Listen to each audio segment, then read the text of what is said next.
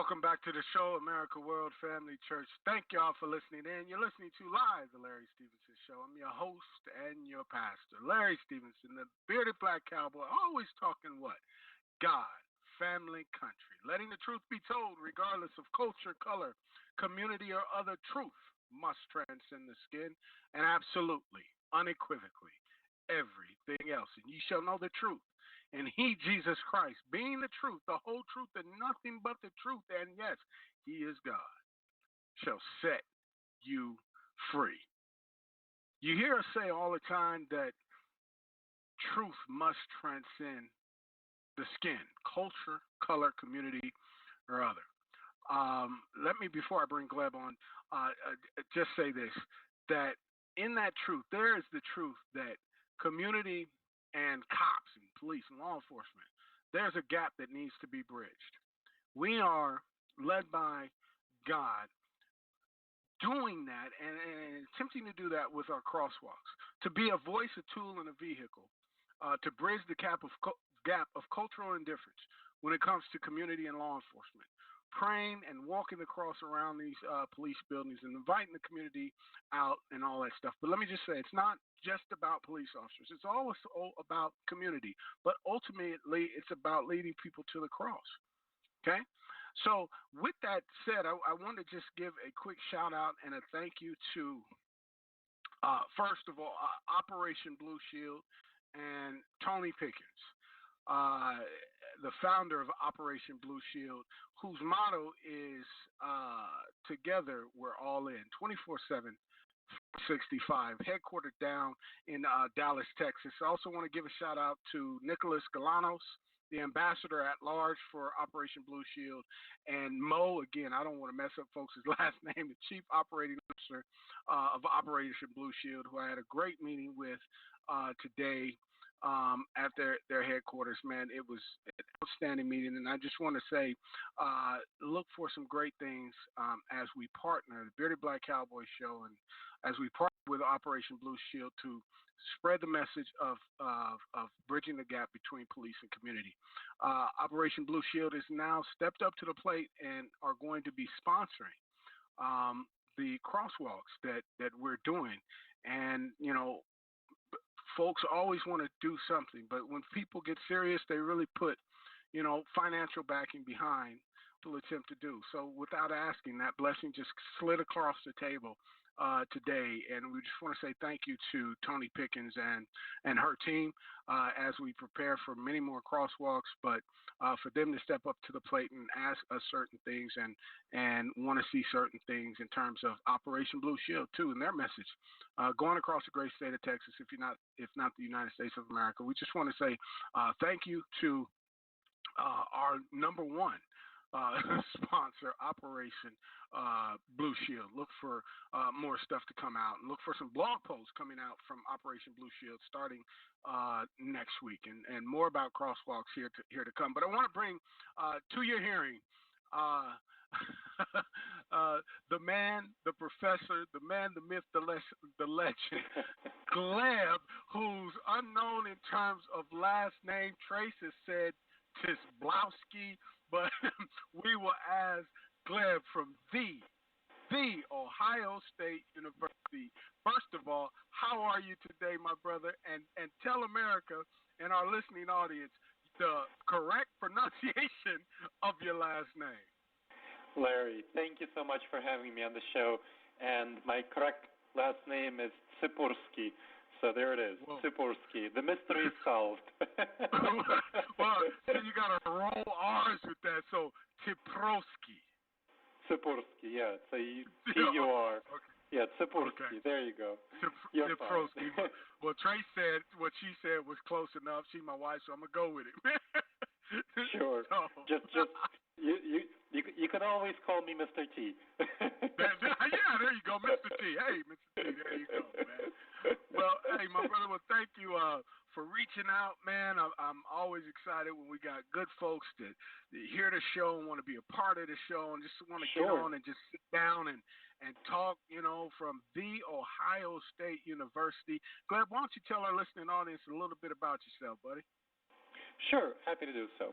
So I'm a professor at the the Ohio State University. I'm contractually obliged to pronounce it. Right, exactly. Yes. People, what? Before you go on, people always wonder why, when people get on the air and they're from or they work with or contract with the Ohio State University, why they always say the Ohio State University, but you have to pronounce it that way. You do. Otherwise, they fire you. You don't want that to happen. Yeah, exactly. Yes, go ahead, exactly. Go ahead. Yeah. So I study the intersection of. So I'm a professor in the history of behavioral science, and I study decision making and emotional and social intelligence in politics and business. So that's kind of what I focus on. I also run a nonprofit called Intentional Insights at intentionalinsights.org that popularizes the research in decision-making and emotional intelligence and social intelligence for a broad audience. And I also do consulting and public speaking on these topics. So that's kind of what I do. And I'm currently researching the question of post-truth politics and what that means. And as you described, the book I'm writing, provisionally titled From Post-Truth to Post-Lies, The Psychology of Political Persuasion, that's my current research project. And that book, folks, I'm on with Gleb Tsipursky. Look, I'm a bearded black cowboy, but I can roll my R's with the best of y'all. Gleb Tsipursky, I'm on with him. His book that is coming out and coming soon is, again, From Post-Truth to Post-Lies, The Psychology of Political Persuasion. So, Gleb, you're kind of an expert about, the science behind the truth and the lies of politicians. That's what we're going to hang our hat on and discuss tonight, and it's backed up by your research and the book that's coming out and all the stuff that you're cast and invited to do. But let's talk about. We'll come back to the book, but let's talk about this whole political thing. When you look at politicians, people kind of just accept, politicians, they're going to lie to you. That's just one of those things people say. They're going to lie to you. But in the psychology of lies, Gleb, why do we, as voters, accept this known fact and still vote for these people that lie to us right in our face? Great question. So it actually has to do with the fact that some people are different. So not all people are the same. So, for example, the motto of your show is always letting the truth be told, regardless of color, culture, community, political confusion, or anything else. Truth transcends the skin. Now, for you, Larry, the Black Bearded Cowboy, the Bearded Black Cowboy, you care about the truth. And I saw that from the motto of your show, which is why I wanted to talk to you. Now, there are going to be other people who, and you happen to be a person who is a person like me. I also care very much about the truth, regardless of other factors, regardless of personal values. So truth for me is the most important thing. However, we are outliers from many other people. Probably your listeners who care about the truth also because they listen to your show are going to be different from other people around them who care less about the truth than they do. And this it's kind of a genetic thing, actually, whether we care about the truth or not. It's a genetic thing. It's determined by our genes. About 50% of our personality is determined by our genes. About 50% or about 40% is determined by our environment and how we grow up. So family, environment, the kind of things that happen to us that caused us to grow up. Some people care less about truth. They care more about things like the other things that you mentioned. They care more about color, culture, community, and political values rather than the truth. And so post-truth politicians are characterized by caring more about other things than the truth. And there are plenty of voters who care more about things, other things than the truth. So, you have some pretty silly folks, for example, who believed that 9/11 was perpetrated and orchestrated by Bush secretly with that, conspiracy theory nuts, and they are there, and there are plenty of them. And that's a silly people. And they're not only there on the Democratic side. You have some birthers who believe that Obama wasn't born in this country, and he was a Kenyan Muslim. Also, kind of they're there on both sides. So you can't, say it's a Democratic thing, it's not a Republican thing. It's just people who care more about lies than who care more about winning than about the truth. Let's say it that way. Yeah. There you go. That's so eloquently put. So, in that same vein, Gleb, then talk about how politicians use lies and deceptions to achieve their political goals. Yes, so excellent question. So there are a number of strategies that politicians use that play with our minds. One of these strategies, a really interesting one, is called the horns effect. So it's a well-known psychological phenomenon where if you describe something that's negative and then tie it to something else that you want to smear, you get a smearing effect, a negative, so you have negative emotions going from one small thing that you previously described to another. I'll give an example. In one of the political debates with Hillary Clinton and Donald Trump, she described Donald Trump as Vladimir Putin's puppet. Now, what does that result in? You have the puppet, which is a negative term. Nobody likes to be a puppet, right? And Vladimir Putin, not many folks in the United States like Vladimir Putin. So you have this kind of a smearing effect where the negative associations with Vladimir Putin and puppet get then put on to Hillary Clinton. So that's kind of like one example. And this goes on, not only again with Democrats. Donald Trump, for example, has repeated multiple times that there were millions and millions of illegal voters who voted illegally and stole the election from him, the popular vote, whereas there's no evidence showing that there is illegal voting. Now, but we have polls currently showing that more than half of his voters believe that Donald Trump actually won the popular vote. And what goes on with his numerous repetitions is something called the illusory truth effect. Now, what that means, that's another psychological phenomenon similar to the horns effect, where with the illusory truth effect, if you repeat a lie often enough, people begin to believe it. They begin to think it's true, especially if they trust the liar initially, if they trust the person who says the lie initially. So repeating a lie often enough causes people to believe it's true. I just repeated that same statement, and me repeating it more than once caused you to believe it's more true. Now, this didn't happen to be a lie, but it's like the book, How Do You Kill 11 Million People, right? You tell a lie and you continue to tell it and you make the lie bigger. Yes, exactly. So by repeating the same lie, and it's the same way, it works the same way in advertising. There's a reason that commercials repeat the same thing over and over again. They don't give you any more evidence. They don't make it more true. They don't make it more credible. But because you keep seeing it, what happens in our brain is that we become more comfortable with that statement. Oh, it's kind of the first time you're exposed to stimulus, it's surprising, it's shocking.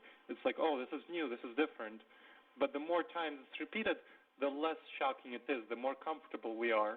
And people just make the basic fundamental mistake of mistaking truth for comfort. So the more often we hear the statement, the more comfortable we are with it, and the more true it seems. Of course, truth and comfort are two different things, but we just mistake them for the same thing. For the same thing.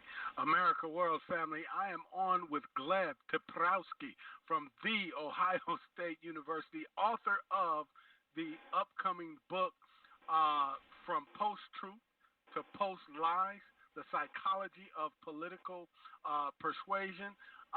Gleb's on Facebook and he's on Twitter. He has another business as well, and I'm going to get him to give some social media and some contact information as we march through our conversation here. We're just two guys just out on the porch in Texas, man, having some tea, some coffee, some grapefruit, grape juice or whatever, grape soda, excuse me. Gleb, how is this use of lies and deception, how does it harm our political system? I mean, Donald Trump said he was going to go to Washington and drain the swamp. that Mhm. allows us to know, even if you don't follow politics, that allows us to know that there's some poison going on in Washington. There's a broken system in Washington. Yeah. Has it been broken just by the people, the lies, or what? He's going to drain the swamp. So talk about how this use of lies and deceptions harms our political system. Oh, it's very harmful to our political system. So let's consider what happens when we have a politician who lies and when voters believe that politicians lies. Now, the more that happens, the politician just doesn't have to care about whether he's doing the things that actually represent people's interests. Because if he or she knows that he, let's say, he can lie and get away with the lies, then there's no checks and balances on him in power. Now, let's be honest. Politicians are not the most trustworthy of people. So when there's no checks and balances on their power, what are they going to do? They're going to steal. They're going to be corrupt. They're going to be bribed. We need checks and balances on politicians. Politicians aren't angels, as the Federalist Papers say, which is why we need, federal institutions and courts and the media, people like you, the Black Bearded Cowboy, to go and investigate and tell us, like, what the heck is going on. People like you, the media. And when the politician kind of pushes back against the media and the media is not there, doesn't have that check and balance, and when the politician pushes back against the courts and so on, and when the voters just don't care whether the politician lies or not, the politician can just stuff his pockets and collude with businesses and be corrupt. So that's kind of one big danger, corruption. The other big danger is authoritarianism. Now, here's another, this is a really fundamental danger to the American democratic institutions, because imagine a politician who is a liar and he says, well, this election was rigged, and there were a lot of fraudulent votes for my opponent, and I'm not going to stand down. I'm not going to take the result of this election. Especially if this politician happens to be in power, he can just refuse to give up power from public office if he makes that claim, or if she makes that claim. And what happens? We have no peaceful transition of power. We have the end of our democratic institutions as we know it, if the politician's base supporters believe his lies. This is what happened in plenty of countries. We are lucky in the United States that it didn't happen to us yet, but the more people believe politicians' lies, the more likely it is to happen. This is how politicians like, let's say, Vladimir Putin in Russia, when he came to power, Russia was a rather democratic country. It was a fledgling democracy. It had a lot of freedom of the press, freedom of speech. After he came to power, he started repressing the media. He started repressing freedom of the speech. He used post-truth tactics to take power, and Russia became an authoritarian country. Nobody wants to end up, or at least I, don't want to end up like Russia. So I think that's a bad outcome for the United States. So that's the danger. The sort of corruption and authoritarianism is the danger of believing in lies. So I know you were invited to speak all over on TV shows, radio shows throughout the campaign and the election period. Through the science and the research that you did in terms of it, and I know you were a big part of the second presidential debate. So through your science and your research on the stage, we're watching the mannerisms, seeing what both Trump and Clinton were saying. Was it becoming more and more clear in terms of your science and psychology and your persuasion and the neuroscience behind it that Trump was going to be the victor in this race? Could you kind of tell that by, what was going on with the Clinton campaign and what you were hearing and seeing in terms of what comes out their mouth? Yeah, I actually wrote about this a number of times. I said that, and I was criticized at the time for saying it, that Trump was actually quite a bit more effective at reaching voters emotionally, and that even though voters, Clinton was rated by wide polls as the victor of the campaigns, Trump was actually more emotionally engaging and appealing to voters, and he got people more enthusiastic and ramped up than Clinton did, and which is what we saw at the actual turnout. Clinton lost because of turnout, because more people turned out for Trump than turned out for Clinton. And, I said this in my articles before the debates, after the debates for which I was criticized, like I said, that he was more emotionally engaging and he was more appealing. He was more charismatic than Clinton. Now, there are a number of reasons for why he was more charismatic. We can go into that, but he definitely was more charismatic. And people really undercounted his genius at charisma and at emotional engagement. This is something that is a very powerful thing. And this is what this is an area of expertise for me, emotional and social intelligence. He's great at that. He's really, he's very powerful at that. He's a genius, I would say, of American politics. Big time. Now, with the science and the neuroscience approach to it, do you believe that he was using that neuro-linguistic programming in the charismatic approach? And what did you see? I mean, he was, first of all, for me, this guy's just a natural. He's a good old boy telling the truth. Like I said, he's got more money than the law allows in some countries, right? But for me, he was just a good old boy saying what we say at the kitchen table. So if he's saying it out there, I'm feeling it, thinking it, saying it behind closed doors. For me, that was our truth in making that connection with this person running for political office. What did you see? I know you take a scientific approach to it. So what did you see with that? Because you made it clear that he was the best at it in all the debates. He was emotionally engaging. He got people pumped up and ramped up. What did you see? Yeah. I don't know enough to say whether he got training in neuro-linguistic programming or not. So that's one of many approaches in which he could have gotten training. But he certainly got training in some capacity, in some abilities. I saw him improving his debate performance throughout the debates. For example, I know a number of people were annoyed by his little hand gestures, kind of waving his hand in certain ways, and you could see that in the third debate he was using less of them, and he was being more cool and using less of those gestures, which is one of the reasons why he got better votes from polls, from people rating the debates throughout the debates. His first debate was the worst by far, and then he got better and better ratings in the debates, so he improved his performance. And he was definitely very capable throughout the debates. He was certainly thrown off sometimes by Hillary, but overall he definitely was able to improve, and he got voters really pumped up. When you said that he speaks your truth, I can totally understand what you're saying. In him saying things that other people say behind closed doors. He kind of allowed people to say in the mainstream things that people thought behind closed doors, things that wouldn't be considered politically correct previously, and now are accepted. And some people would say that's a bad thing, some people would say it's a good thing, but you are absolutely making a true statement that that's a thing that he permitted and is permitted now. Right, there you go.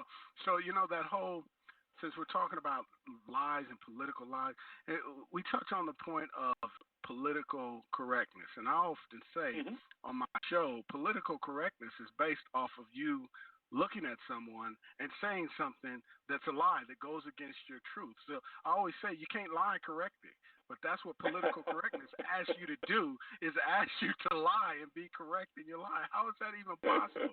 Where did this oxymoron, political correctness, even come from? I hear what you're saying. I think political correctness would be something like a white lie, maybe. So, like not telling your kid that Santa doesn't exist. So, well, kid, Santa exists. He'll be there this year too. There you go. There you go. Yeah. So no, I mean that political correctness, and I call it political confusion. It's kind of like your kids. If we go back to our kids, your kids see, a guy walking down the street, and let's just say the guy is obese or whatever, eating a cheeseburger, drinking a milkshake, and the kid goes, hey, daddy, he's fat. In the hearing of this person. Well, adults being so politically correct will almost be in shock. Oh my God, you can't say that. Apologize. Don't say that. Well, the truth is, the guy's fat, right? But we ask our children in their innocence, to say that differently. Oh well, or to just not say anything at all. But out of the mouths of babes and sucklings, right? As the Bible says. I think it's a great point.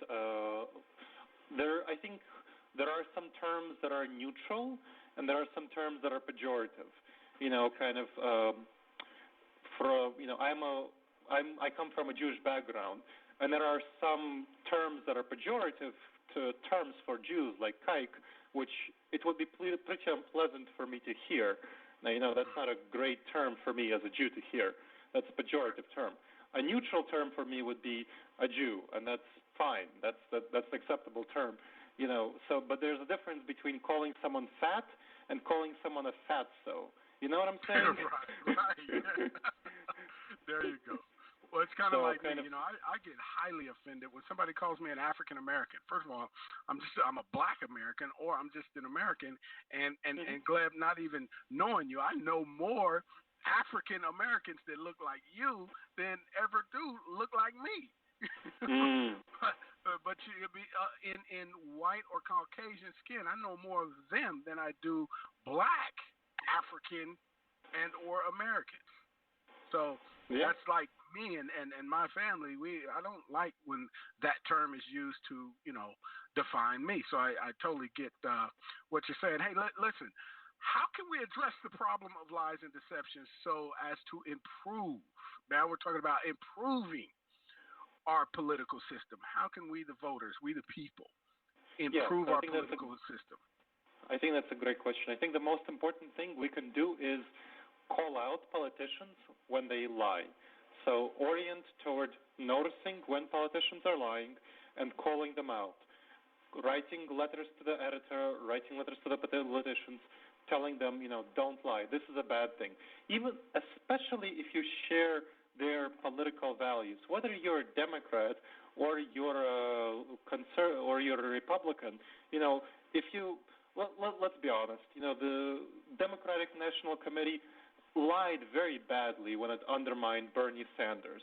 That was very bad. That's something that can be called out, and the Republicans lie also. So, calling out people on your own side is especially important because it gives you more credibility. It gives you more credibility when you could say, I'm a Democrat and I really don't like what the DNC did with Bernie Sanders. That's a bad thing. Or other things like that. Or when you're a Republican and you say, I really don't like this birther conspiracy thing around Obama. That's a bad thing. So calling out things like that is very important. And then another thing that we're working on, so as part of Intentional Insights, we're running various projects to promote truth in politics. So we're working on creating a pro-truth pledge for candidates that would get candidates to sign this pledge, to promise to orient toward the truth, to share stories of when they oriented toward the truth, when lying would be more politically expedient for them, and so on. And so when you can get a candidate to encourage them to sign a pro-truth pledge, and if their opponent doesn't sign the pro-truth pledge, that tells you something about their opponent. That's another thing you can do, kind of advocate for that. Another thing you can do is use fact checkers. Fact checkers are there for a reason, Like you said, always letting the truth be told. Well, how do they know it's the truth unless you fact check it? So fact-checking statements, especially statements that are comfortable and are appealing to you, it's very tempting for us to confuse comfort and truth. So fact-checking statements that are comfortable for us is very important. And also learning about these biases. So we at Intentional Insights, so again, intentionalinsights.org, publish articles about the kind of biases. The Horns effect that I described it's very easy to fall into that. The illusory truth effect and so many others that cause us to make mistakes. So orienting toward that and just developing a moral taste for the truth, a desire for the truth, a care for the truth as the most important thing. The truth in spirit and letter and spirit above all. Those are some of the ways that we can combat post-truth politics. I love that, Gleb. And you know what? You're talking about the truth and fact-checking politicians and ensuring that the truth is being told. And what you just laid out eloquently, you get the Bearded Black Cowboy stamp of approval for that. Yes! Oh, yeah! Can you feel that, buddy? Huh? Huh? Huh? I have exorcised the demons. This house is clear. Yeah, I love that, and I love giving the show stamp of approval. And you were talking about the truth, and you were talking about fact checking. Let me give the audience Bible about fact checking. It found in the book of James 1, verse 19 and 20. Out of the Amplified version of the text says this: "Understand this, my beloved brothers and sisters. Let everyone be quick to hear, be a careful, thoughtful listener, slow to speak, a speaker of carefully chosen words, and slow to anger, patient, reflective, forgiving. For the resentful, deep-seated anger of man does not produce the righteousness of God, that standard of behavior which he requires from us." Slow to speak, quick to listen, carefully chosen words. That goes to us fact-checking. Before we jump out there in the media, before we jump out there and vote, we fact-check to ensure that what we are saying, how we are voting, and what we are endorsing is the truth. You agree? I totally agree. This gets the Gleb Tsipursky stamp of approval, although I don't have a nice radio segment to do that, but this definitely gets my stamp of approval.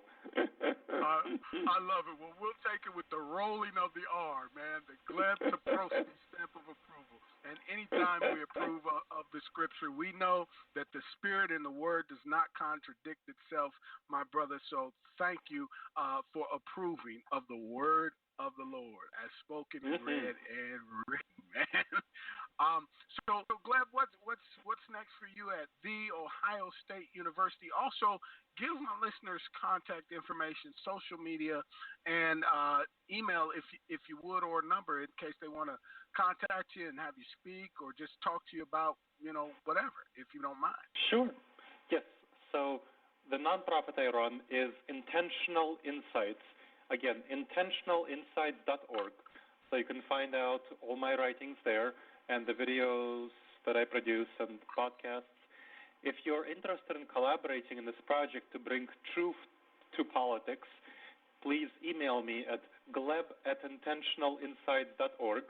You can also go to the Intentional Insights website and the Contact Us section. My information is there. And you can visit my social media page. You can search Twitter for Gleb Tsipursky. So I'm sure my information will be on the Black Bearded Cowboy show. And you can also search Facebook for Gleb Tsipursky and just Facebook friend me, follow my page there. I'll be glad to talk to anyone who is interested in advancing truth in politics, because I think this is the biggest danger facing our democracy right now.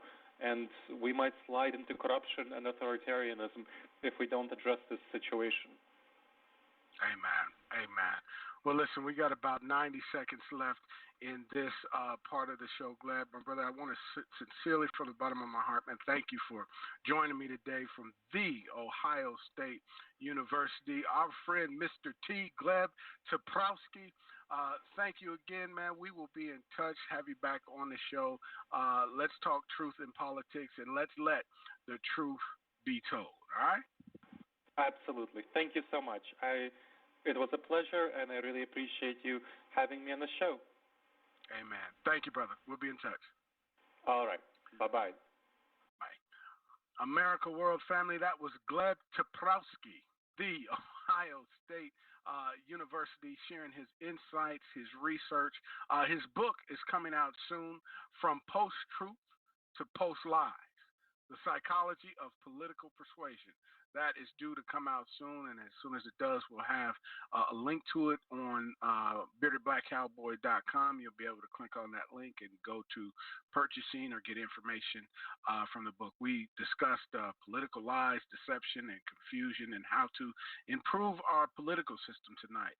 There's corruption, there's authoritarianism going on, but there is a mustard seed of truth which we can all wrap our faith around and turn this thing around. Our president, Donald J. Trump, says he is going to drain the swamp, and thus far, Trump's been telling the truth.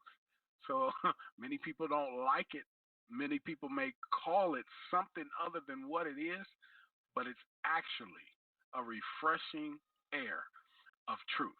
I'll be right back with you after this brief commercial. Again, we want to welcome in our listening audience from Georgia, WLBB 1330 News Talk Radio on your AM dial, and we want to say hello and salute our sponsor for our crosswalks, and that is Operation Blue Shield, and want to say thanks to Miss Tony Pickens and Mo, the Chief Operating Officer out there at Operation Blue Shield, and Nicholas Galanos, the Ambassador at Large, who is listening tonight. And I just want to say thanks to Nicholas. And if you're around Dunkin' Donuts, go in, tell the person serving you that you heard it to come eat some donuts at Dunkin' Donuts. You heard it on the Bearded Black Cowboy Show. Nicholas Galano owns donuts like in the state of Texas, if not the world. He owns,